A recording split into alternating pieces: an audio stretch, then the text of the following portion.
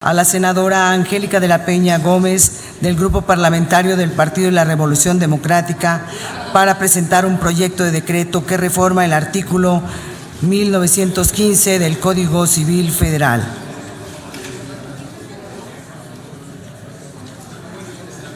Gracias, Presidenta. Con su venia, la presente iniciativa responde a un tema importante de la legislación civil referente a la reparación de los daños causados a las personas. Esta propuesta, tengo que señalar de manera puntual, es una demanda y solicitud de un grupo de ciudadanas y ciudadanos, estudiantes y académicos, que nos han solicitado por escrito la reforma al artículo 1015 del Código Civil Federal.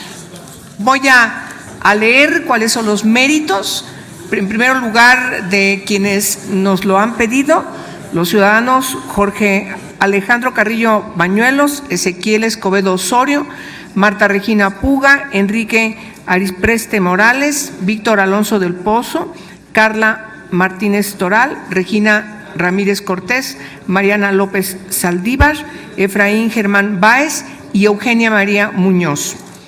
Esta reforma al artículo 1915 del Código Civil Federal que se propone en esta iniciativa establece de manera incorrecta que la reparación del daño debe remitirse a la Ley Federal del Trabajo para los casos en que se cause daño a las personas, se produzca la muerte o la incapacidad total o permanente.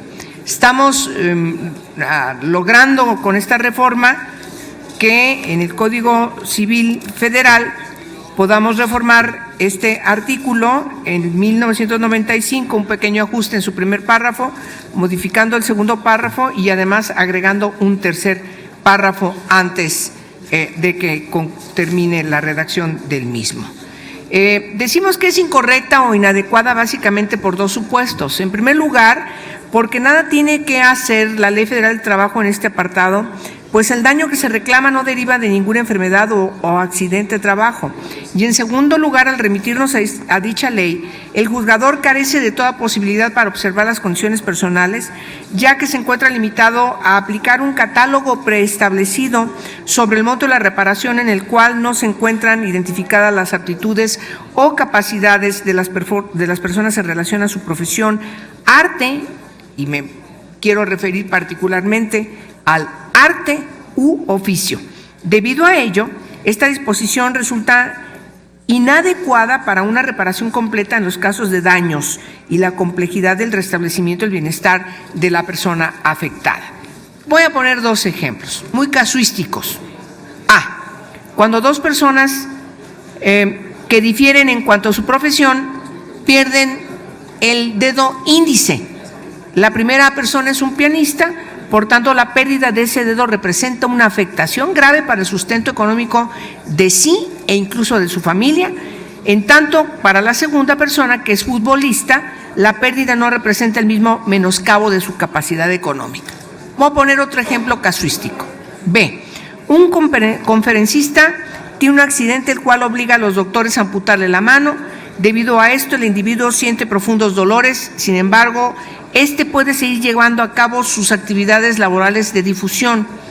Por otro lado, un individuo cuya vida entera se ha dedicado al estudio de la música y a la interpretación de esta con un violín, y debido a esta recibe una ganancia mensual, la que les guste. Normalmente muchos artistas cobran en dólares, de eso vive, es su profesión, puede ser incluso miembro de alguna sinfónica, qué sé yo, y tiene un accidente similar al conferencista. Como es de observarse, el músico lo ha perdido todo. En ese sentido, frente a estos casos hipotéticos, debemos nosotros tomar en consideración las reformas que estamos proponiendo al Código Civil. No me voy a extender en los méritos de la propia iniciativa. Le pido a la señora presidenta, se puede inscribir la iniciativa en comento de manera íntegra en el diario de debates, por obviedad de tiempo, y simplemente voy a leer cómo quedaría inscrito la reforma que estamos proponiendo. Artículo 1915 del Código Civil Federal. La reparación del daño debe consistir a elección del ofendido en el establecimiento de la situación anterior cuando ella sea posible y en el pago de daños y perjuicios. Segundo párrafo, cuando el daño se cause a las personas y produzca la muerte, incapacidad total, permanente, parcial, permanente, total, temporal o parcial temporal, el grado de la reparación consistirá en el pago de los servicios profesionales médicos, medicinas, hospitalización y otros que sean necesarios para la curación de la víctima y la indemnización de los perjuicios, pagando todo lo que el lesionado deje de percibir por su trabajo personal durante todo el tiempo que transcurra desde que haya lesionado hasta que pueda trabajar. Siguiente párrafo. Si no existe una percepción física, si no existe una percepción fija, la indemnización se calculará por peritos, quienes a este fin tomarán en cuenta las capacidades y aptitudes de la víctima en relación con su profesión, arte, oficio, trabajo o actividad a la que normalmente se dedique. Pero si los elementos de que en el caso dispongan los peritos resultaren insuficientes para emitir un dictamen debidamente fundado, lo mismo en el caso de que la víctima no disfrute de ninguna percepción o no desarrolle ninguna actividad productiva, la indemnización de los prejuicios se calculará sobre la base de la unidad de medida y actualización vigente en la época o épocas en que el lesionado deje de trabajar. En caso de muerte, la indemnización corresponderá a los herederos de la víctima.